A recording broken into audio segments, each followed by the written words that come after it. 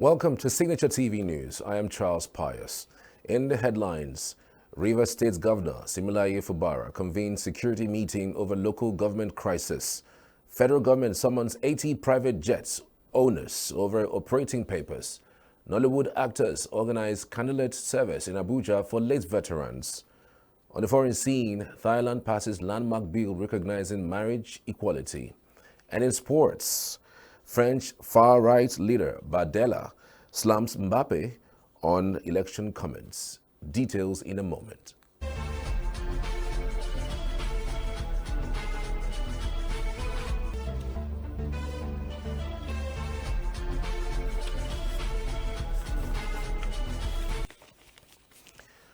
Rivers State Governor Similaye Fubara has directed all heads of local government administration in the 23 local government areas of the state to take charge of councils starting Tuesday, June 18, 2024.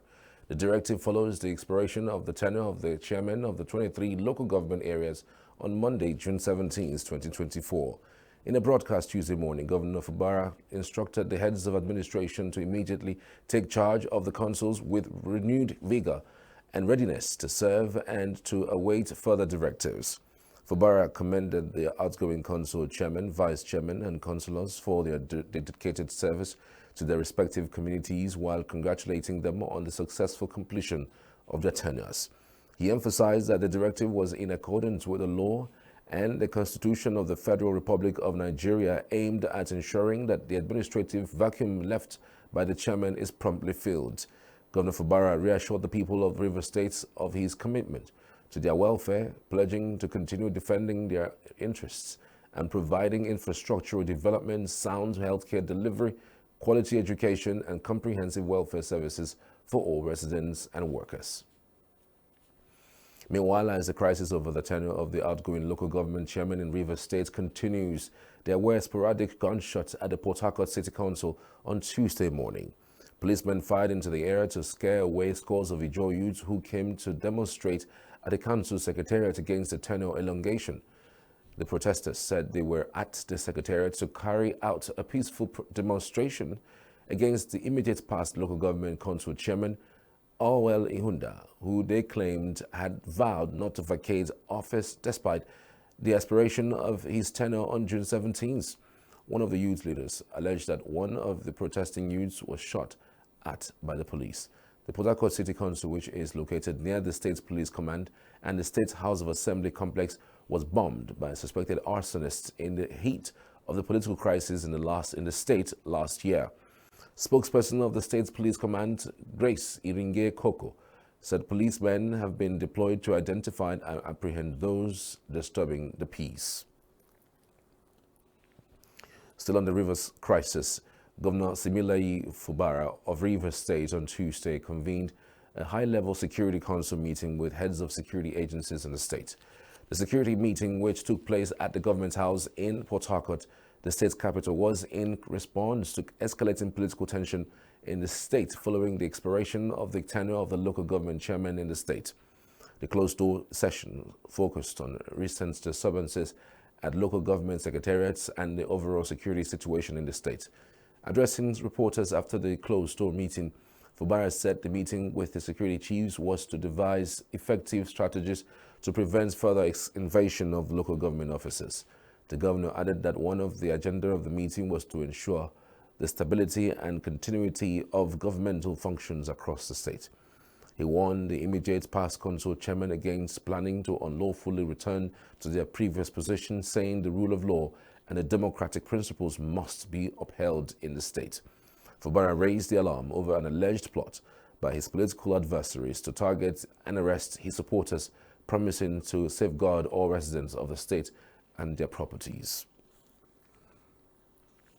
The Anambra State Commissioner of Police, Nage Obono Itam, has condemned the recent violent attacks at Nobi and Newi communities that resulted in the deaths of 3 individuals, including a vigilante operative, and injuring of 2 others.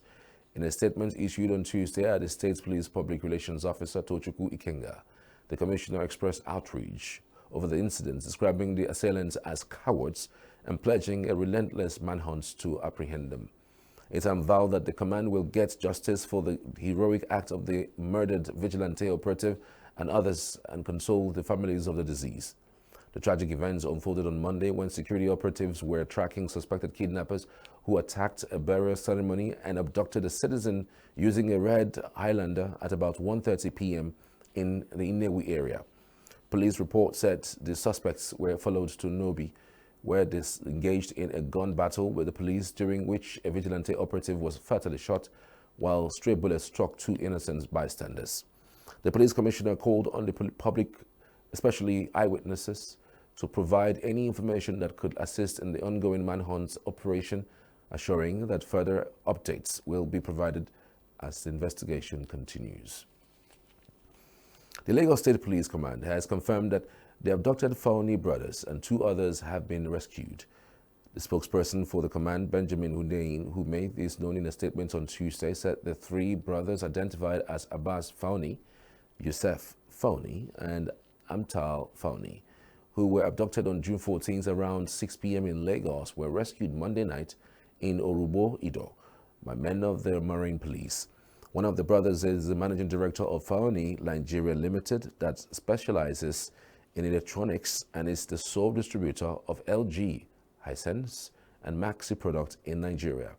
The three Lebanese the boat's captain and the assistant were said to be returning from their factory by boats when they were abducted. However, Hundeyin confirmed they have been rescued and reunited with their families. The Kogi government has banned traditional procession in Cotton Cafe, a Kogi local government area of the state, for security reasons.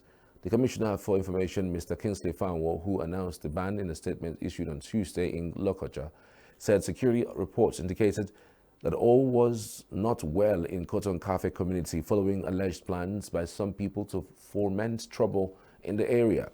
Fanwo said the ban was aimed at maintaining peace in Cotton Cafe and its environs in Kogi local government area and curbing plans by some elements in the area to disturb the peace of the ancient town. The commissioner said the state governor, Usman Ododo, was committed to peaceful and coexistence among all Cotton Cafe people and would always leave his doors open to listen to complaints and grievances rather than allow violence in the state. Fanwo urged all law enforcement agents to enforce the ban in accordance with the laws of the land, while urging the people to remain committed to peace and harmony as government was prepared to protect them from violence. Former Governor of Kogi State, Yahya Bello, on January 8 removed Alhaji Abdulrazak Isa Koto as the Ohimege Igu Cotton Cafe, also removed him as the chairman of Lokoja Kogi Local Government Area Traditional Council. The Ebonyi State government has embarked on the sensitization of students in the state on the recently reintroduced national anthem. The sensitization effort is being jointly undertaken by the State Ministry of Information and the State Orientation and the Ministry of Education, who are now on a visit to the schools. With Nigeria's independence in 1960 came the need for a national anthem that chronicles the greatness and prospects of a great nation. The anthem, Nigeria We Hail Thee, was adopted and used in the country till 1978, when another one, Arise O Compatriots, was developed and put in use by the then government in power. 46 years down the line, the 10th National Assembly passed into law the reversion to the old anthem. It is against this backdrop that Ministries of Education, Information and State Orientation embarked on a sensitization tour to schools to ascertain the level of compliance to the anthem. You will see that the content is one that promotes national unity, the one that promotes patriotism, it promotes the unity in diversity. It also gives credit to the efforts of our leaders in the past. It recognizes the challenges and the victory that our leaders, Nigeria, have passed through. So it also gives us the sense of pride that, yes, we are Nigerians, that despite the challenges Nigeria may be facing through today, that the future of Nigeria is what? Bright. Pupils, students, and teachers of schools visited demonstrated willingness in learning the new national anthem, stressing that the visit has further broadened their knowledge on the reasons for its resurgence. First thing, we are trying. Since ever my president, Tinubu, introduced it, certain information telling them about teaching them, and I've been reciting it. Nigeria, we held our own genesis land. To come back on the field, in order to stand. Nigerians are proud to serve our sovereign motherland. For nation, grant this our request. Help us to build a nation where no man is oppressed. And so with peace and plenty, Nigeria may be blessed. The joint sensitization tour, which according to the commissioners will cut across all strata of the state, is aimed at reorienting citizens on the tenets of the new national anthem. Still to come, federal government summons 80 private jet owners over operating papers. Candlelit service for late Nollywood veterans Mr. Ibu and other late veterans in the FCT. Join us after the break.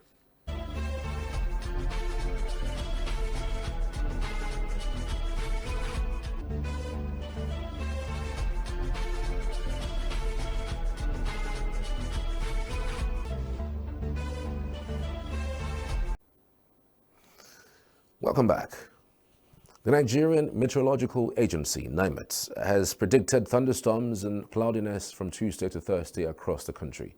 NIMET's weather outlook released in Abuja forecast morning thunderstorms on Tuesday over parts of Borno, Adamawa, Taraba, Yobe, and Gombe states. In it envisaged thunderstorms over parts of Sokoto, Zamfara, Kebbi, Kano, Bauchi, Katsina, and Taraba states later in the day. And meanwhile, the federal government, through the Nigerian Customs Service, has begun a fresh move to clamp down on operators of improperly imported private jets into the country. Consequently, no fewer than 80 operators of private jets are expected to appear at the headquarters of the Customs Service in Abuja with their aircraft import documents for verification beginning on Wednesday, and it's expected to last for 30 days. The notice advised owners and operators of private jets in the country to come with some relevant documents, which include aircraft certificate of registration, Nigerian Civil Aviation Authority's Flight Operation Compliance Certificate, NCAA's Maintenance Compliance Certificate, NCAA's permits for non-commercial flights, and temporary import permit if applicable. The latest plan to clamp down on operators of improperly imported private jets came more than 1 year after the federal government suspended the action. Many private aircraft operators in the country have allegedly explored technical loopholes in the regulation to fraudulently obtain a temporary import permit from the Nigerian Customs Service instead of paying the statutory import duty on their imported aircraft. Residents of Enugu and passerbys have called for the replacement of the artwork mounted at the Onuasata roundabouts following the collapse and replacement of the previous one. Signature TV correspondent David Okoro, who made a return visits to Onuasata, brings the detail. Artworks are mounted on capital cities and towns from the ancient time to date to remind residents of such cities of their history, culture, lives and experiences of others in the manners that cannot easily be achieved through other means. There are also sources of inspiration, reflection, and joy to the city's inhabitants. Artworks also build creative skills among the people while enhancing their memories, focus, and self-discipline. A cross-section of residents of Enugu metropolis who have watched the fallen statue mounted at Onuasata in the capital city have jointly drawn the attention of the state government to the danger it poses to road users.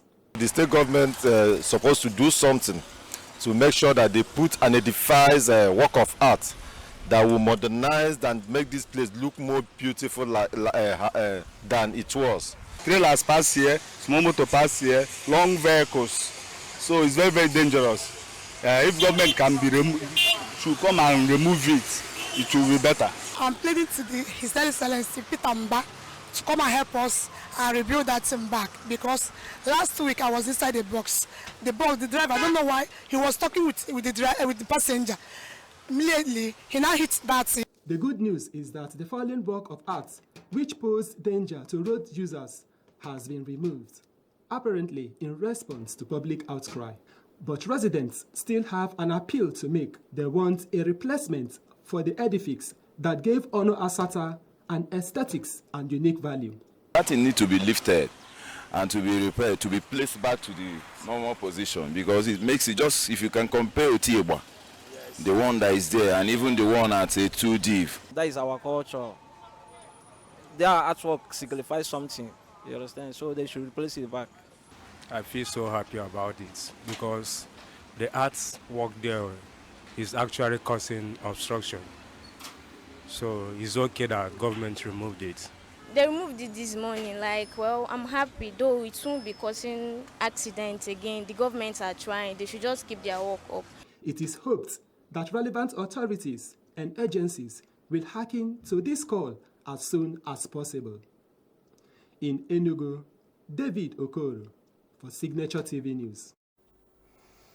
The Actors Guild of Nigeria, AGN, has organized a candlelit procession to pay tribute to Nollywood actors John Okafor, popularly known as Mr. Ibu, Amechi Monago, and Zulu Adigwe. Relations, fans, and friends of the late veterans gathered at the Unity Fountain on Abuja Monday night in Abuja for the procession, which was led by the national president of the AGN, Emeka Rollas, alongside veteran actors Kenneth Okonkwo, Zach Oji, Sidney Idiala, among others. In a heartfelt display of respect and emotions, the attendees took turns to pay tribute to the fallen heroes for their contributions to the Nigerian film industry. Mercy Salma, FCT mayor of AGN, said the event was to show appreciation and honor for the life and times of the late actors. In his speech, Emeka Rollas said the procession was to demonstrate the solidarity that exists in the Actors Guild and to reflect on the moments they shared with the late actors. The high point of the event was prayers for the repose of the departed souls and for the Hollywood industry, and as well as prayers for Nigeria. And still to come, Thailand passes landmark bill recognizing marriage equality. French far-right leader Bardella slams Mbappe on election comments. Join us after the break.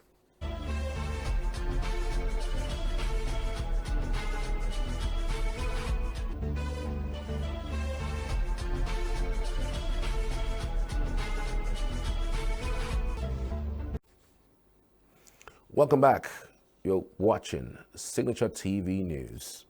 Muslim pilgrims performed the third day of a symbolic stoning of the devil on Tuesday during the annual Hajj pilgrimage in Saudi Arabia. Pilgrims gathered in Mina, a few kilometers east of Mecca, where they gathered pebbles to throw at stone columns symbolizing the devil. The Saudi Health Ministry called on pilgrims to keep drinking water, to stay hydrated, and use umbrellas to avoid sunstroke and heat-related illnesses as temperatures soared in the region. Hajj, a once-in-a-lifetime duty for every able-bodied Muslim who can afford it, will end on Wednesday. It is considered one of the largest mass gatherings in the world, with more than 1.8 million pilgrims expected to take part this year, according to Saudi General Authority for Statistics. And elsewhere, Thailand's Senate passed the final reading of a marriage equality law on Tuesday, paving the way for it to become the first country in Southeast Asia to recognize same-sex couples. The bill comes after more than 2 decades of efforts from activists and politicians after previous drafts did not reach Parliament. With the support of the nearly all lawmakers in the upper house, the law next needs royal approval and will come into force 120 days after it is published in the Royal Gazette. Lawmakers and activists were seen celebrating in Thailand's parliament, waving rainbow flags and smiling, with some raising their fists in solidarity with the LGBT community. In northern Chiang Mai province, lesbian feminist and human rights defender Macha Phoning, her wife Viran Wana, and their adopted daughter Siriwan Phoning were glued to the screen as they witnessed the historical moment in Parliament. Three of them, arms in the air, cheered, hugged each other, and shed tears of joy as senators voted in the final reading of the bill. Thailand, one of Asia's most popular tourist destinations, is already known for its vibrant LGBT culture and tolerance. Tuesday's move would make Thailand the third territory in Asia after Nepal and Taiwan to enact marriage equality legislation. Thousands of South Korean doctors attended a rally in Seoul on Tuesday to protest government plans to increase medical school admissions across the country. South Korea's government wants to increase medical school admissions to address a shortage of doctors, but the protesting doctors argue that taking only this step will do little to shore up essential services. Doctors have been on strike for months in response to the government's plans. At least some 10,000 people showed up for Tuesday's protest, according to a Reuters witness, with many protesters wearing makeshift hats saying, "Prevent medical collapse." The Korea Medical Association, a critic of the government's reforms, staged Tuesday's rally, calling for reconsideration of increasing medical school admissions. On the same day, the South Korean government issued a return-to-work order for private doctors who shut their clinics to join the protest. A previous such order to striking trainee doctors was eventually withdrawn earlier this month as an olive branch. Under the law, doctors defying the return-to-work order can face suspension of their licenses or other legal repercussions. A cloud of smoke rose in northern Israel on Tuesday following an attack from Lebanon. Last week, tensions between Israel and Lebanon escalated following an Israeli strike that resulted in the deaths of the most senior commander yet. In response, Lebanon retaliated by launching the largest barrage of rockets and drones seen in the hostilities so far, targeting Israeli military sites. Iran-backed Hezbollah has been trading fire with Israel for the last 8 months in parallel with the Gaza war. The Israeli army released a video on Tuesday it said shows ground troops operating in Gaza as residents said tanks pushed deeper into the enclave's southern city of Rafah. Another military video released on Tuesday showed aerial views of the coastal Palestinian village of Al-Qaria as Suwadia in the Rafah area, where the army said it was striking terror targets. The army said its troops were conducting precise intelligence-based operations in the area of Rafah and killed militants in close-quarters encounters. Residents and medics in Hamas-run Gaza said Israeli airstrikes on Tuesday killed at least 17 Palestinians. Most of the population that had taken refuge in Rafah before Israel's operation there has fled northwards. And a bit of sports. Euro 2024 host Germany trained at their team base in Herzegovina on Tuesday as they prepare for their second Group A match against Hungary.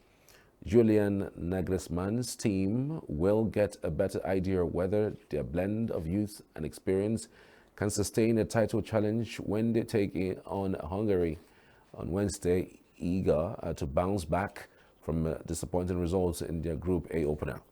Germany ran riot in a 5-1 win over 10-man Scotland in the tournament's first match, while Hungary slipped to a 3-1 defeat against Switzerland. Young forwards Jamal Musiala and Florina Wirtz gave Germany fans hope that a new era beckons for the national team, but they will carry the memory of Hungary winning 1-0 in Leipzig in the Nations League in September 2022. Germany are winless in their last 3 meetings against the Hungary side led by young captain Dominik Szoboszlai, who was visibly frustrated in their opening defeat in Cologne as the tournament's dark horses failed to get up to speed. And still on sports, Kylian Mbappe will not need surgery but will wear a mask when he returns to action after France captain suffered a broken nose in his team's 1-0 Euro 2024 win over Austria on Monday. Mbappe's head violently collided with the shoulder of Austrian defender Kevin Danso as they competed for the ball in the air late in the Group D opener in Dusseldorf. A statement published by the French Football Federation FFF confirmed the extent of the injury, saying Mbappe had undergone tests at a hospital in Dusseldorf before rejoining the France squad at their base in Portbonne, a 2-hour drive to the east. Philippe Diallo, president of the French Federation, however, told reporters that Mbappe would not require an operation. The star striker left the pitch on the 90th minute as blood poured from his nose, with a source close to the player later saying it was broken. However, it is not clear if that means Mbappe will be able to play in France's next game against Netherlands in Leipzig on Friday. France coach Didier Deschamps was not optimistic when they spoke to reporters after Monday's match, which was decided by Maximilian Weber own goal late in the first half. Play had initially continued after the accidental collision with Mbappe prone in the opposition box until Austria goalkeeper Patrick Pence signals to the referee that the Frenchman required attention. Mbappe was treated by the France medical team and his white shirt was streaked with blood as he wandered down the touchline holding his nose. And French far-right leader Jordan Bardella criticized star footballer Kylian Mbappe on Tuesday for his call on the youth to vote against the extremes in parliamentary elections this month. Bardella told CN News TV that he has a lot of respect for French footballers, including Marcus Thuram or Kylian Mbappe, who are icons of football and icons for youth, but said they must respect the French and respect everyone's vote. France captain Mbappe, who is hugely popular, said on Sunday during a press conference on the eve of France's opening match at Euro 2024 that the extremes are knocking at the doors of power. Forward Marcus Thuram had earlier urged people to fight daily to prevent Bardella's National Rally RN from gaining power.